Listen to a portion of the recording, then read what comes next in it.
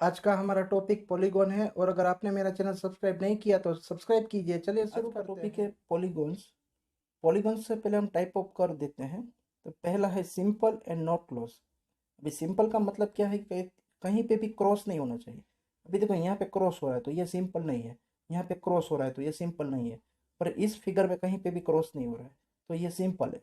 Okay. बाद में not close यानी ओपन है। देखो नॉट क्लोज यानी ओपन, यहाँ पे देखो ओपन है इसलिए नॉट क्लोज बोला है। इसी प्रकार यहाँ पे सिंपल एंड क्लोज बोला है। तो देखो यहाँ पे कहीं पे भी क्रॉस नहीं हो रहा है इसका। ओके, तो क्रॉस नहीं हो रहा है इसलिए ये सिंपल है। बाद में क्लोज, ये देखो ये फिगर जो है ये क्लोज है। देखो ये कर्व कंप्लीटली क्लोज है यानी ये क्लोज है। ओके। बाद में नेक्स्ट है not simple. Not simple and close यानी ये सिंपल नहीं है क्योंकि यहाँ पे क्रॉस हो रहा है इसलिए ये सिंपल नहीं है। और क्लोज भी है, देखो ये फिगर पूरी क्लोज है यहाँ पे, तो ये क्लोज है। बाद में नेक्स्ट है not simple and not close. अभी यहाँ पे क्रॉस हो रहा है तो ये सिंपल नहीं है। और नॉट क्लोज यहाँ पे ओपन है। देखो आप देख सकते हैं कि ये ओपन है, यहाँ पे ये फिगर ओपन है, यहाँ पे कहीं पे भी क्लोज नहीं हो रहा है तो नॉट क्लोज यहाँ पे लिखा हुआ है। तो इस तरह से हम कर्व समझ सकते हैं।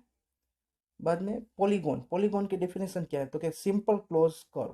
तो यहाँ पे सिंपल क्लोज कर्व है तो देखो ये सिंपल क्लोज कर्व है, ये सिंपल क्लोज कर्व है, ये सिंपल क्लोज कर्व है।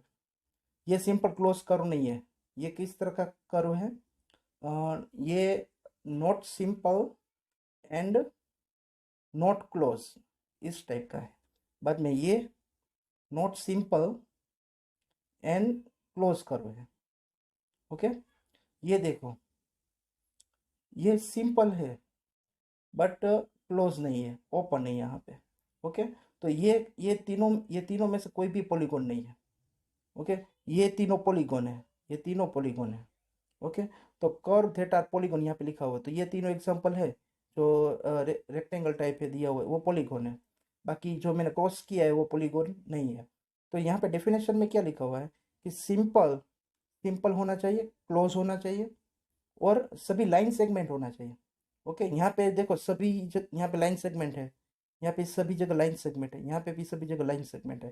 तो लाइन सेगमेंट नेसेसरी है।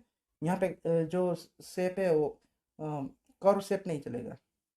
तो इस टाइप के पॉलीगॉन होते हैं, इस टाइप का जो होता है उसको पॉलीगॉन बोलते हैं। समझ में क्या? बाकी के पॉलीगॉन नहीं है। ओके। ये जो कर्व है, ये कर्व है, कर्व थीटा नॉट पॉलीगॉन, ये पॉलीगॉन नहीं है। ओके। ये जो एग्जांपल मैंने बताया कि ये तीनों एग्जांपल पॉलीगॉन नहीं है क्योंकि यहाँ पे ओपन है। ओके। यहाँ पे नॉट सिंपल, ये सिंपल नहीं है। ओके। ये सिंपल भी नहीं है और क्लोज भी नहीं है। समझ में आ गया? अभी नेक्स्ट है क्लासिफिकेशन ऑफ पॉलीगॉन। तो यहाँ पे देख सकते हैं कि क्लासिफिकेशंस किसके बेस ऊपर पे है? साइड के बेस पे है। ओके। अगर 3 साइड होगी तो इसको हम ट्राइंगल बोलते हैं, वो तो आपको मालूम है क्योंकि ट्राई यानी 3। 4 साइड होगी तो उसको क्वाड्रिलेटरल बोलते हैं, क्वाड्री मीन्स 4। 5 साइड होगी तो पेंटागन बोलते हैं। ओके। 6 साइड होगी तो हेक्सागोन बोलते हैं, हेक्सा मीन्स 6।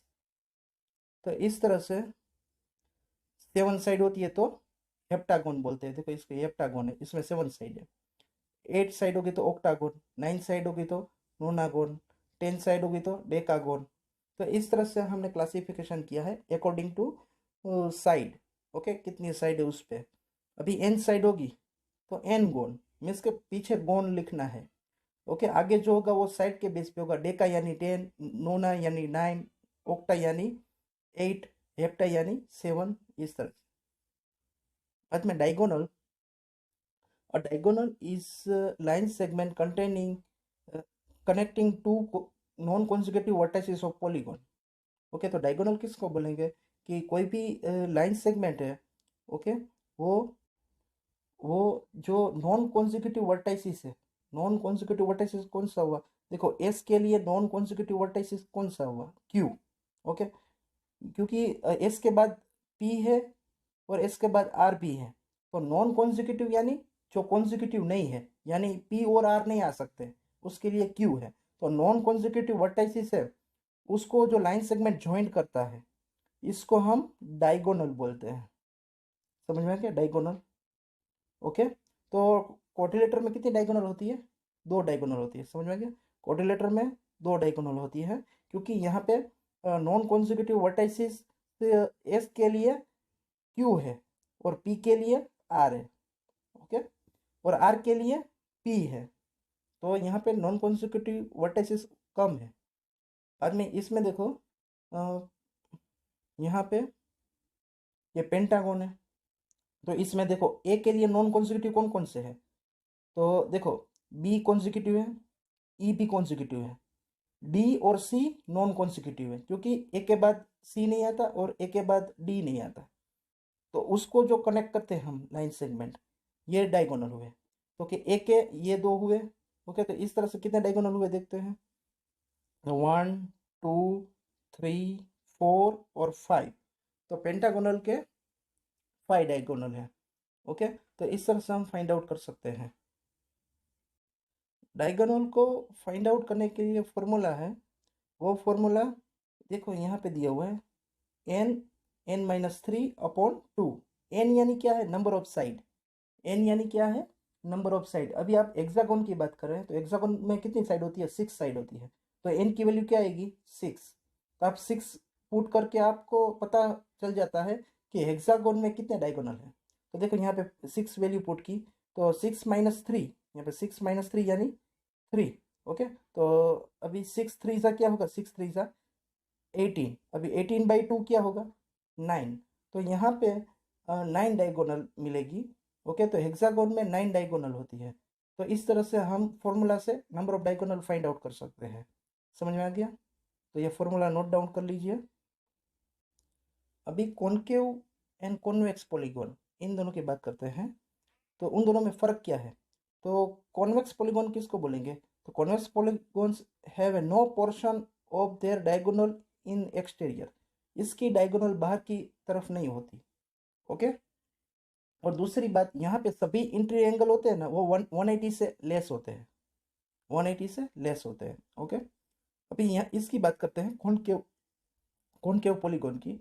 तो कॉनकेव पॉलीगॉन में क्या होता है कि यहाँ पे डायगोनल एक्सटीरियर हो सकती है। ओके, यहाँ पे देखो concave polygon have a portion of the diagonal in the exterior. तो यहाँ पे देखो ये पॉलीगॉन है, यहाँ पे ये डायगोनल एक्सटीरियर है, बाहर की तरफ है। ओके, तो इसको कॉनकेव पॉलीगॉन बोलेंगे। और इसका कोई भी एक एंगल, मिनिमम एक एंगल जो होगा वो रिफ्लेक्स एंगल होगा, यानी 180 से बड़ा होगा।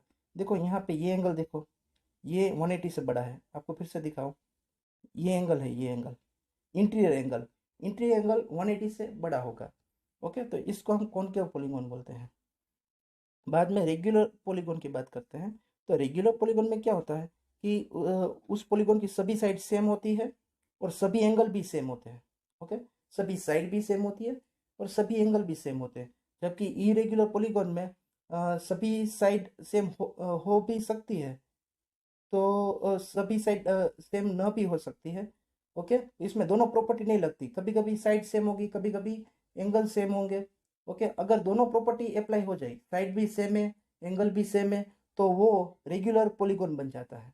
ओके, तो इरेगुलर में क्या होता है कि कोई भी कभी कभी साइड सेम होगी, कभी कभी एंगल सेम होंगे, कभी कभी साइड और एंगल दोनों भी सेम नहीं हो सकते। इसमें 3 कंडीशन है। ओके, अगर दोनों सेम होते हैं साइड और एंगल, तो वो रेगुलर पॉलीगॉन बन जाता है। तो हम यहाँ पे देखते हैं एग्जांपल इरेगुलर पॉलीगॉन के। तो यहाँ पे देखो angle equal but side not equal. यहाँ पे देखो एंगल इक्वल है पर साइड सेम नहीं है। बाद में side equal but angle not equal. Okay, यहाँ पे साइड सेम है पर एंगल इक्वल नहीं है।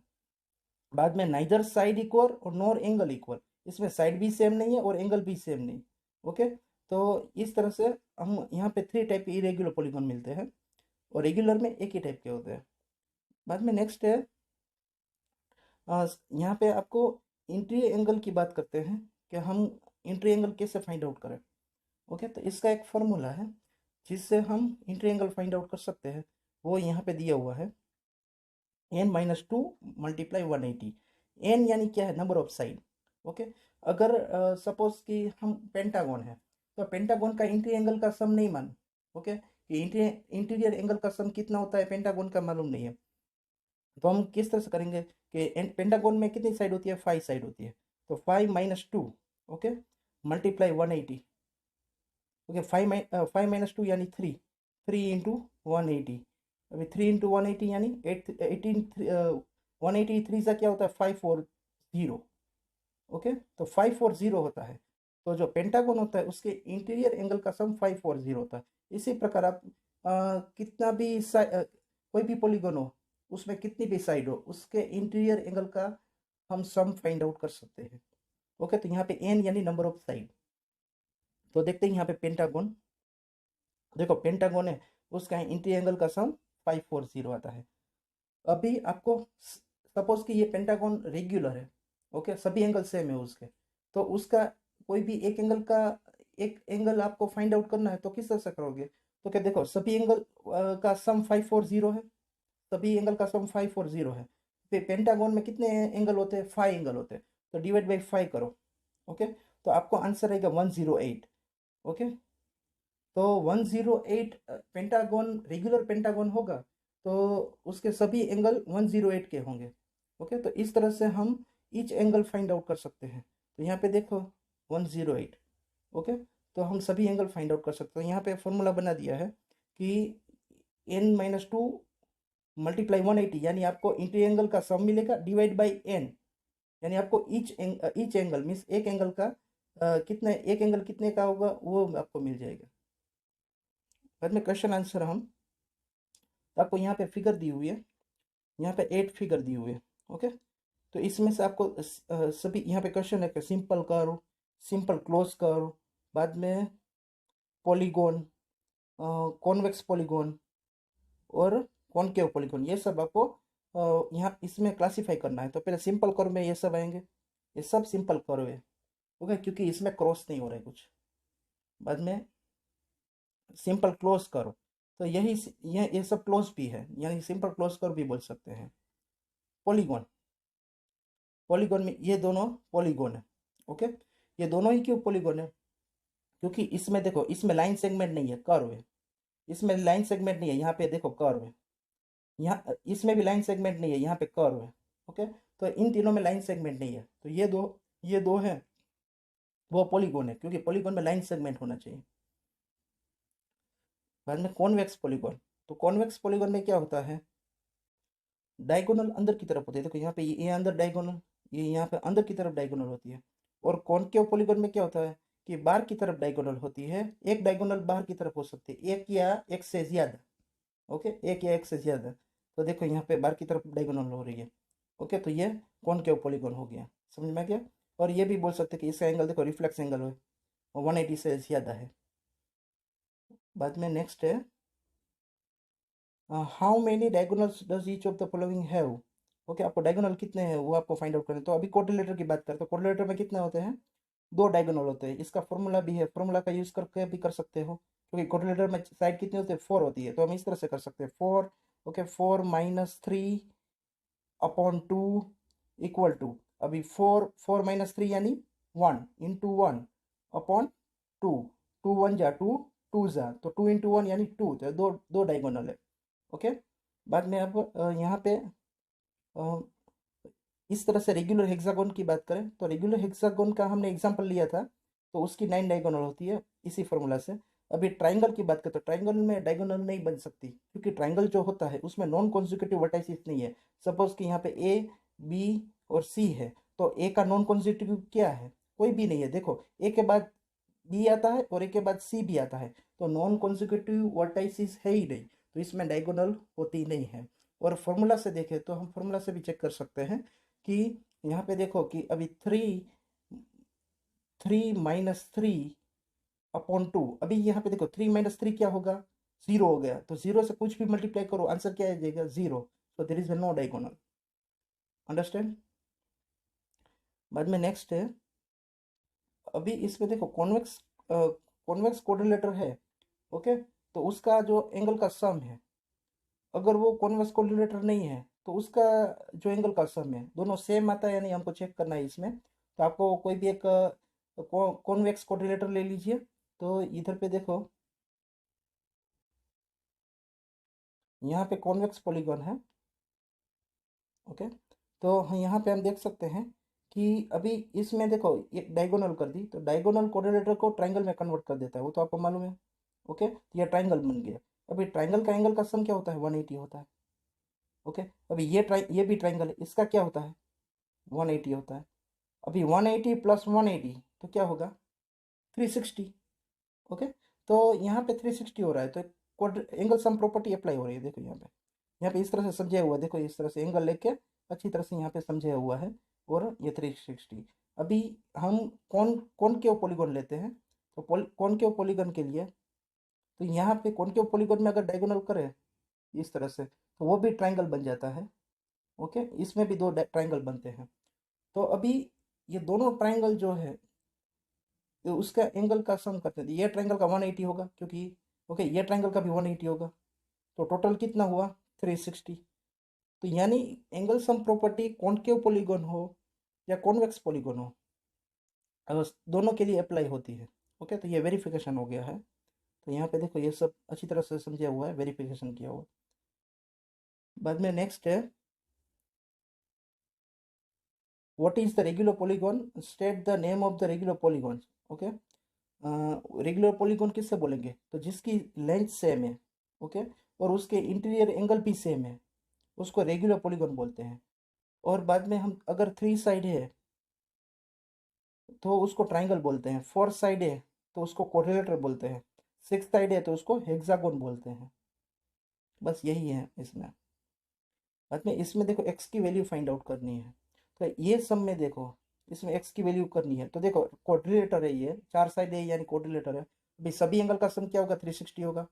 तो 360 में से ये तीनों एंगल माइनस कर दे तो ये एंगल मिल जाएगा। ओके, तो देखते हैं, तो देखो सभी एंगल का सम क्या होता है, 360 होता है। अभी ये तीनों एंगल का सम क्या होगा, तो ये तीनों का एंगल का सम 300। अभी 300 उस तरफ जाएगा तो माइनस हो जाएगा। ओके, तो 360 माइनस 300, तो हमको x इक्वल टू 60 मिला, तो आपको x की वैल्यू क्या मिली, 60 मिली। समझ में आ गया। तो इसी प्रकार अभी अभी दूसरा सम देखते हैं कि यहाँ पे देखो x की वैल्यू फाइंड आउट करनी है। अभी ये 90 है तो ये भी 90 होगा, तो अभी हमको 3 एंगल मालूम हो गए, तो एंगल सम प्रॉपर्टी से फोर्थ एंगल भी मिल जाएगा। तो देखो यहाँ पे इस तरह से देखो ये तीनों एंगल मिल गए। अभी हमको एंगल सम प्रॉपर्टी यहाँ पे लगाइए। अभी तीनों एंगल का सम क्या हो रहा है, तीनों एंगल का सम 220 होता है, वो उस तरफ जाएगा तो माइनस हो जाएगा। तो 360 माइनस 220 तो यानी 140 आया। तो एक्स की वैल्यू हम इस तरह से फाइंड आउट कर सकते हैं। बाद में इसमें देखो आपको एक्स की वैल्यू फाइंड आउट करनी है, तो पहले ये देखो ये पेंटागन शेप है, तो इसका एंगल का सम क्या होगा, 540। ओके, ये फॉर्मूला लगा के हमको इंटीरियर एंगल का सम पता चला। बाद में देखो यहाँ पे ये अंदर के एंगल नहीं मालूम, आपको एक्सटीरियर मालूम है, तो इंटीरियर एंगल किस तरह से मिलेंगे, तो लीनियर पेयर है, देखो ये और ये, तो ये एंगल और अंदर का एंगल लीनियर पेयर है, तो इन दोनों का सम 180 होगा। तो 180 में से 70 माइनस करोगे, ओके 180 में से 70 माइनस करोगे तो क्या निकला, 110। तो जो अंदर का एंगल जो है, ये अंदर का एंगल वो 110 मिलेगा। ओके, इसी प्रकार यहाँ पे ये जो एंगल है अंदर का एंगल, ओके 180 में से 60 माइनस कर दो, क्योंकि यहाँ पे लीनियर पेयर बन रहा है, तो इसका 120 मिलेगा। अभी सभी एंगल का सम क्या होगा, ये एंगल बाद में ये और ये पांचों एंगल का सम 540 होता है पेंटागन में। ओके, वो फॉर्मूला से पता चल गया, वो तो मालूम है आपको। अभी हम करेंगे कि एक्स प्लस एक्स क्या होगा, 2x होगा, और 30 110 और 120 उसका 260 होगा। अभी 260 उस तरफ जाएगा तो क्या हो जाएगा, माइनस। ओके, तो 540 माइनस 260 तो क्या होता है, 280। अभी 280 है तो 2x इक्वल टू 280, तो x इक्वल टू 280 अपॉन 2, तो 2 1 जा 1402 जा 280, तो x इक्वल टू 140। इस तरह से आप x की वैल्यू फाइंड आउट कर सकते हैं। बाद में नेक्स्ट है, अभी ये रेगुलर पेंटागन है, सभी साइड सेम है, सभी एंगल सेम है। तो अभी देखो पांचों एंगल का सम करना है, पांचों एंगल का सम क्या होगा, 540, यानी एक्स एक्स 5 टाइम्स एडिशन किया इक्वल टू 540, तो 5x इक्वल टू 540। अभी 5 डिवाइड में चला जाएगा, ओके, तो 5 डिवाइड में चला जाएगा तो क्या आएगा, यहाँ पे x की वैल्यू 108 मिलेगी, यानी सभी एंगल 108 के होंगे। ओके, बाद में यहाँ पे देख सकते हैं कि आपको x y z find out करना है, एक्स वाई जेड का एडिशन फाइंड आउट करना है। ओके, एक्सटीरियर एंगल, तो आपको क्या करना है, यहाँ पे पहले यहाँ पे ये लीनियर पेयर है, तो आपको 180 में से 30 माइनस करोगे तो आपको जेड मिल जाएगा, क्योंकि लीनियर पेयर है, तो यहाँ पे 150 आएगा। इसी तरह यहाँ पे भी लीनियर पेयर है, तो 180 में से 90 माइनस करो तो ये 90, एक्स इक्वल टू 90 मिल जाएगा। ओके, और ये एंगल वाई जो है वो एक्स एंगल प्रॉपर्टी है, तो ये 30 प्लस 90 करोगे तो ये 120 मिल जाएगा। ओके, तो ये इस तरह से एक्स वाई जेड मिल गया। अभी आपको एक्स वाई जेड का एडिशन फाइंड आउट करना है, यानी यहाँ पे एडिशन कर दिया, देखो x plus y plus z, तो आपका 360 आता है। तो एक्सटीरियर एंगल का सम क्या आता है, 360 आता है। ओके, चाहे क्वाड्रिलेटर हो, पेंटागन हो, कोई भी हो, एक्सटीरियर एंगल का सम क्या आता है, 360 आता है। ओके, तो इस प्रकार हम यहाँ पे देखो, इसी प्रकार हम सभी एंगल फाइंड आउट करेंगे, और हम चेक कर सकते हैं कि देखो यहाँ पे क्वाड्रिलेटर है तो उसका भी सभी एंगल का सम क्या आता है, 360 ही आता है। Okay, thank you for watching my video. दोस्तों, अगर आपको ये वीडियो अच्छा लगा हो तो मेरी चैनल जैमिन एजुकेशन को सब्सक्राइब कीजिए और बेल आइकॉन को दबाइए।